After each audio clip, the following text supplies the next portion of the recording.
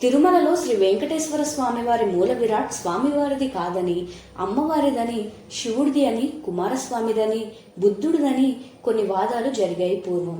అయితే రామానుజుల వారు ఆ వాదాలన్నింటినీ కొట్టిపారేసే విధంగా పురాణాల ఆధారంగా ఆ మూర్తి శ్రీ వెంకటేశ్వర స్వామివారిదే అని నిరూపించి కొన్ని కట్టుదిట్టాలు చేశారు. వాటిలో ఒకటి పెద్ద నామం. స్వామివారి కన్నులను కప్పేసే విధంగా నామాలు, అంటే వైష్ణవత్వాన్ని తెలిపే విధంగా నామాలు పెట్టాలని చెప్పి మొదటి కట్టుదిట్టం చేశారు.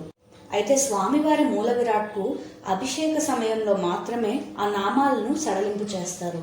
కాబట్టి భక్తులు అభిషేక సమయంలో వెళ్తే స్వామివారి నేత్ర దర్శనం చేసుకోవచ్చు. ఇక రెండవ కట్టుబాటు వచ్చేసి స్వామివారి మూల విరాట్కు ఎటువంటి పరిస్థితుల్లోనూ శంఖ చక్రాలు అనేవి తీయకూడదు. స్వామివారి మూల విరాట్కు ఒరిజినల్గా శంఖ చక్రాలు అనేవి ఉండవు. వాటిని ఆవరణాల కింద అమరుస్తారు. పూర్వం స్వామివారి యొక్క మూర్తి స్వామివారిది కాదని, ఇతర దేవతల యొక్క విగ్రహం అని చెప్పి సందేహపడుతున్న సమయంలో స్వయాన స్వామివారి శంఖ చక్రాలను ఆభరణంగా ధరించి తాను విష్ణు స్వరూపమని నిరూపించిన సంఘటన ఒకటి ఉంది. దాని గురించి ఫుల్ వీడియోలో తెలుసుకుందాం. ఇక మూడవ కట్టుబాటు వచ్చేసి స్వామివారి మూల విరాట్కు వక్షస్థలంలో ఇరువైపులా అమ్మవారి యొక్క ప్రతిమలు ఉండాలని చెప్పి రామానుజుల వారు చెప్పారు.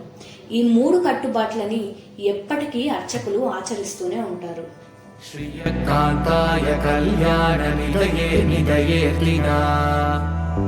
శ్రీ వెంకట నివాసాయ శ్రీనివాసాయ మంగళం.